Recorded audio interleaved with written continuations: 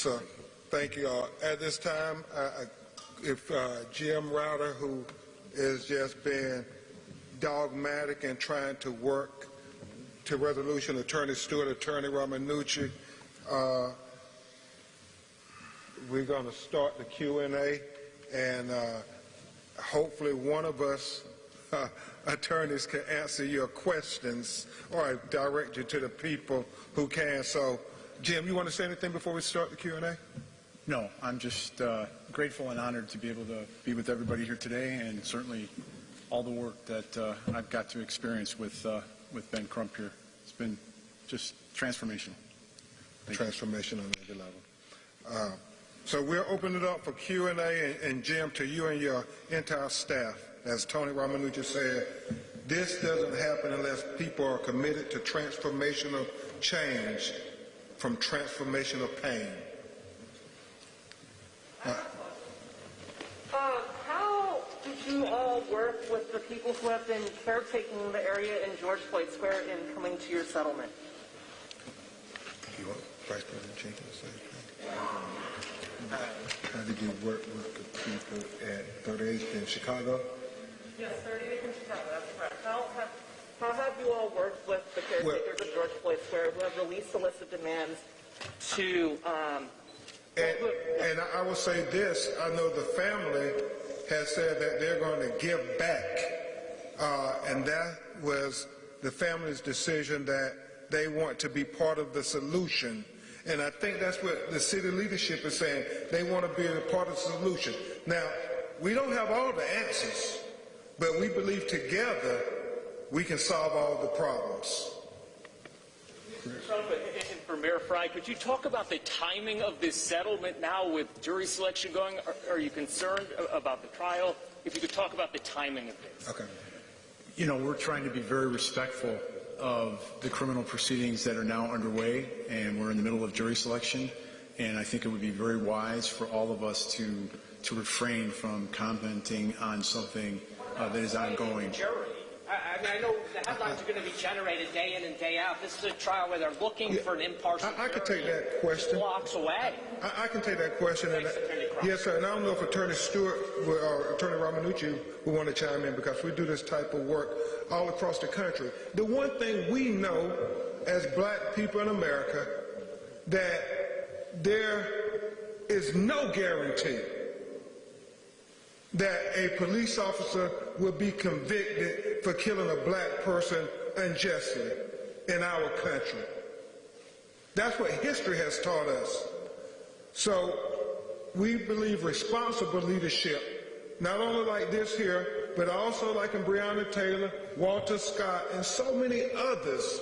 You want responsible leadership to step forward and say that we want to help shape what justice would look like, and not just let it be a result of a discriminatory, racist criminal justice system that leaves black bodies lying on the ground at the hands of the very people who were supposed to be trained to protect and serve them, and there be no accountability. So I am grateful that you have city leadership say, no, let's have a better example than what America has given black people. Chris, I don't know if you have anything.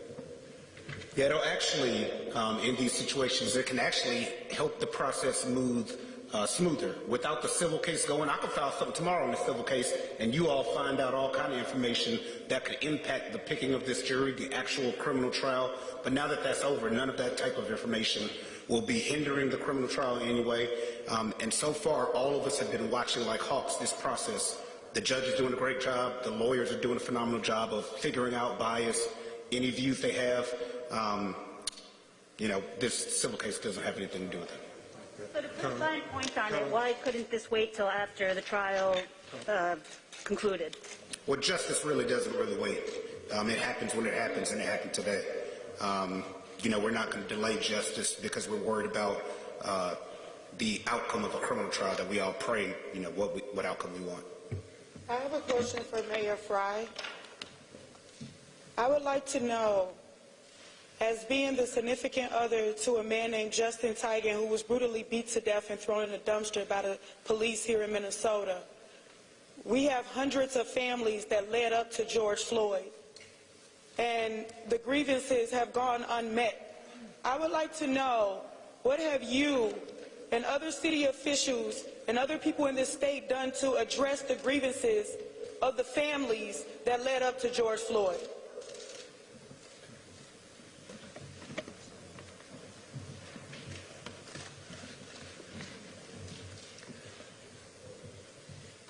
I'll start out by saying I'm so sorry. I can hear the pain in your voice just in that question alone. There are a number of reforms that have been instituted, and I don't think there's any mayor in the country, any city council in the country that doesn't wish that they had acted faster and more diligently. The truth is that we have a history of shortcomings. We need to acknowledge it, understand that, the impact that it has had on you, on your family, and so many others, and we need to do better. I really appreciate you and your willingness to stand up and ask. Mayor, can you talk about how the city pays for this settlement? We talked about a couple years ago with the Damon settlement, $20 million, a once-a-decade settlement. Now we're at $27 million. I'm curious for property taxpayers, how do we fund this settlement given the self-insured nature of the city, please? Thank you for the question. I'm going to bring up our city coordinator, Mark Ruff, who can help answer.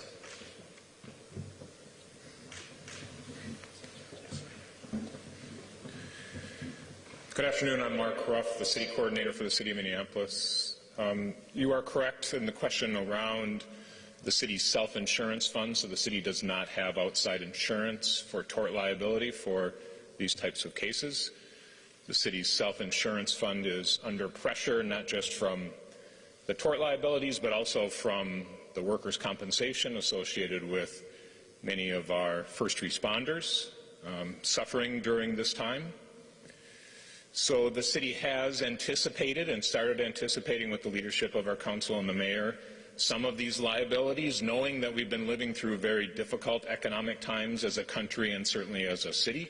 City's down $40 million in sales tax. We're down $30 million in parking revenues along with others.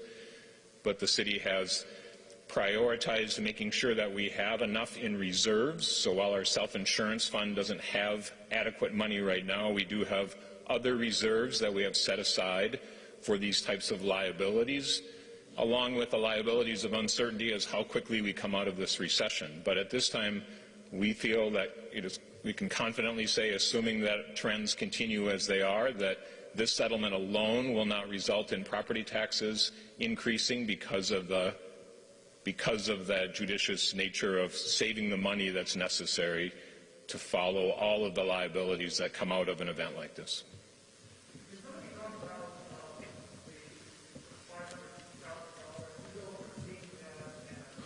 Tony, you want to start taking that? It's going to be the family. So the question was how that $500,000 is going to be overseen.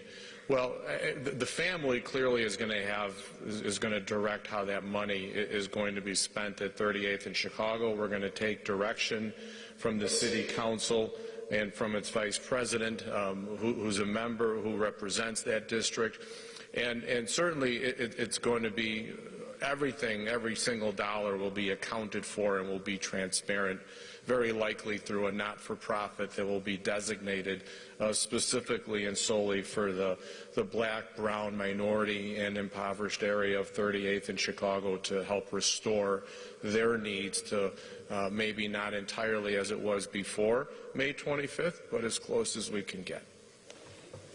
And I would simply say it will be the family's final decision, even though Vice President Jenkins will give us advice and counsel. I think it's important to know that whatever is given, it will be the family that directs where it's going.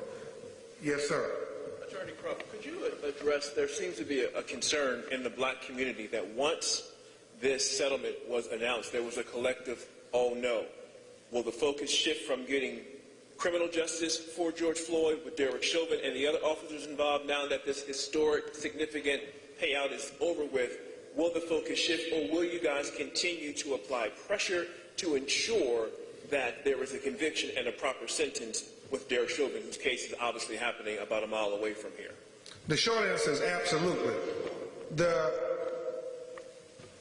thought that black people in America can't get full justice is something that we rail against. You know, it's not uncommon for our white brothers and sisters to get justice not only in the civil arena, but also in the criminal arena. That's why we have the 7th Amendment, as Tony has on his lapel. That's what our forefathers conceived, that justice is for every American, and not just half justice, but whole justice. And the one thing I will simply say is this here. We have all the faith that Attorney General Keith Ellison and his prosecutors are going to zealously prosecute this case with or without fanfare, because that's what their commitment is. And my hope is that the public sees the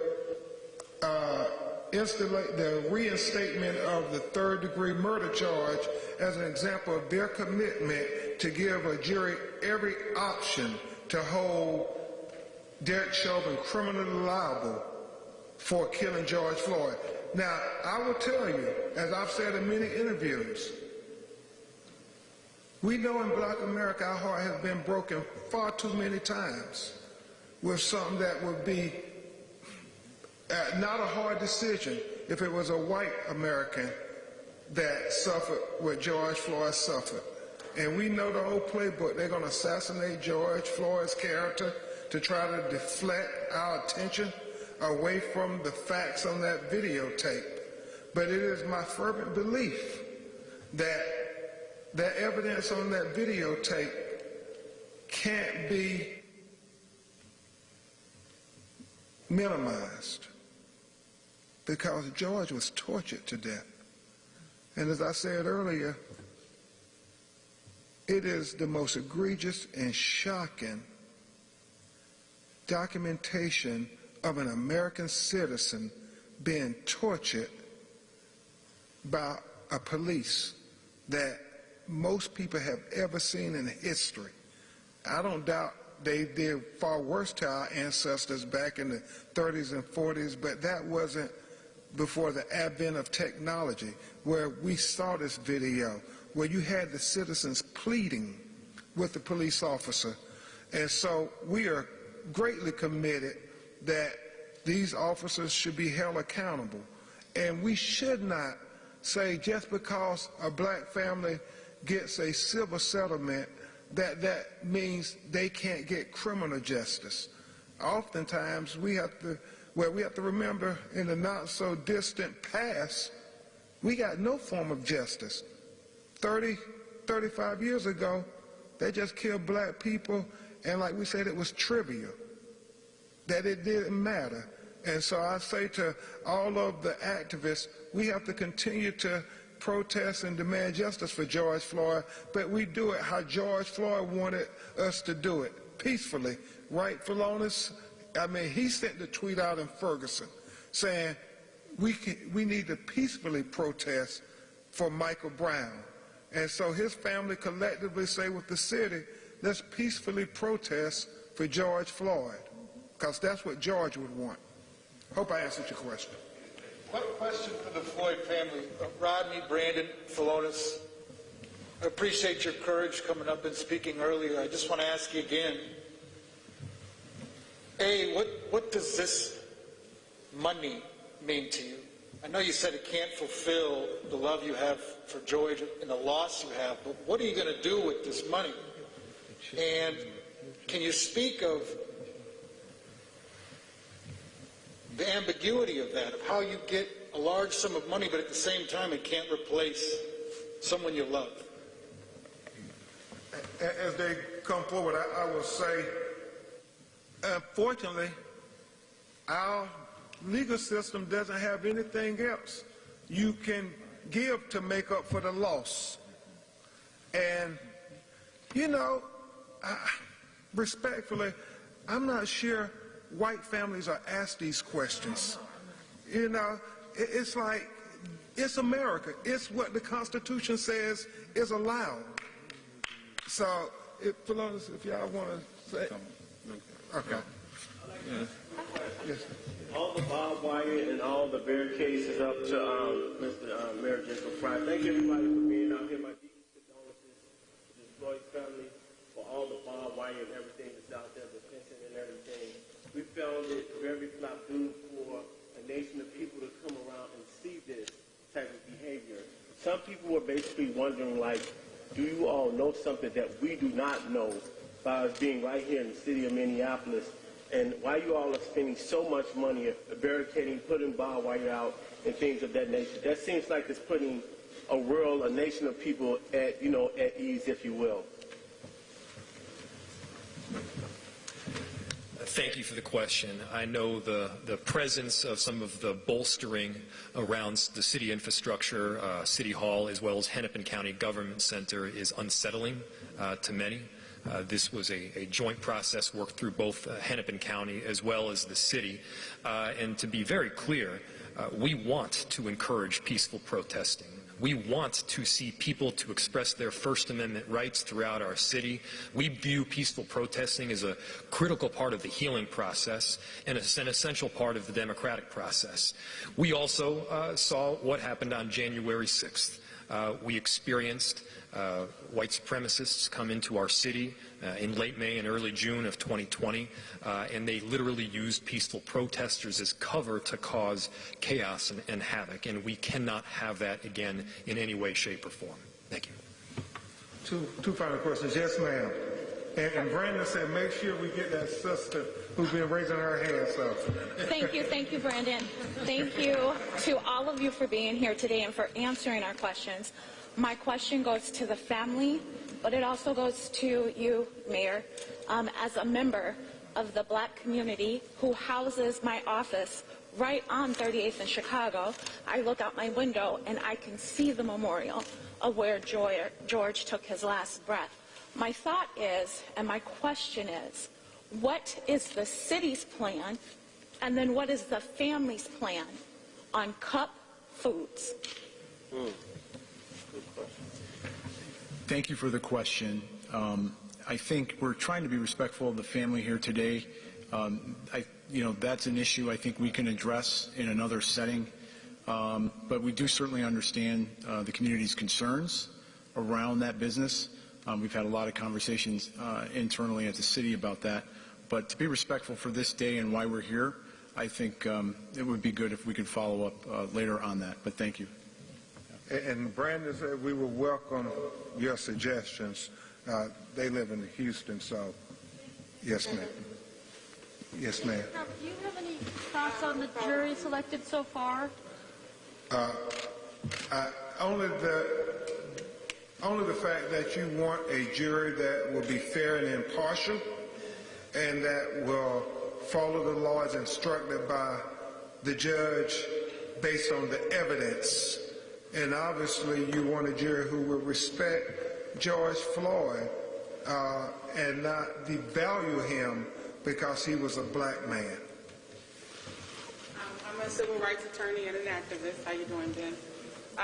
One, my heart goes out to the family of George Floyd.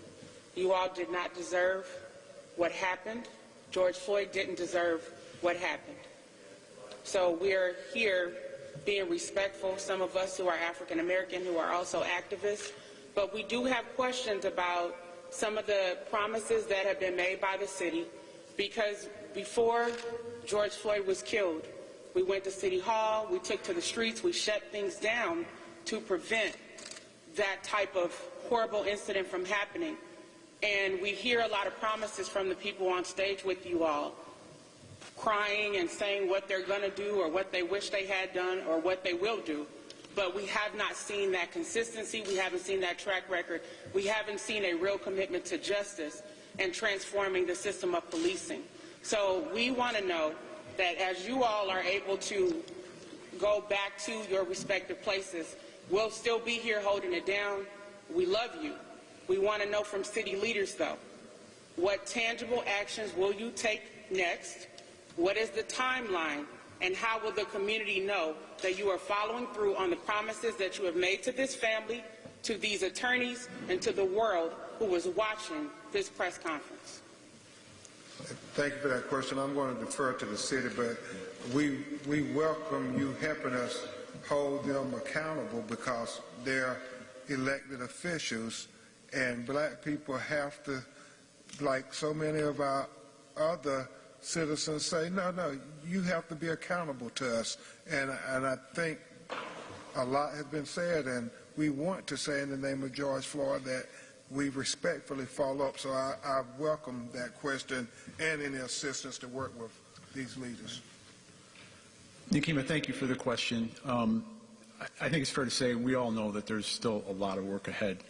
And as you know from some of the meetings that my office has had with the Racial Justice Network, that we're organizing that work. We're trying to roll up our sleeves and get our hands dirty, and there's a lot to do. And I'm sure in the coming months we can continue to speak to what you're asking for. But again, I think it's been a long day, certainly for the family, and we want to be respectful because I know there's also travel involved. And they also have some other plans that they'd like to do before they leave town today. So, thanks. Thank you all very much. Anything else for Lawrence or anybody? No. Okay. Thank you all very much. God bless you, and continue to pray for the family.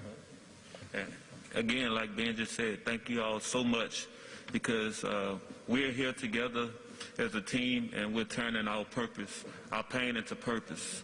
Thank you all so much.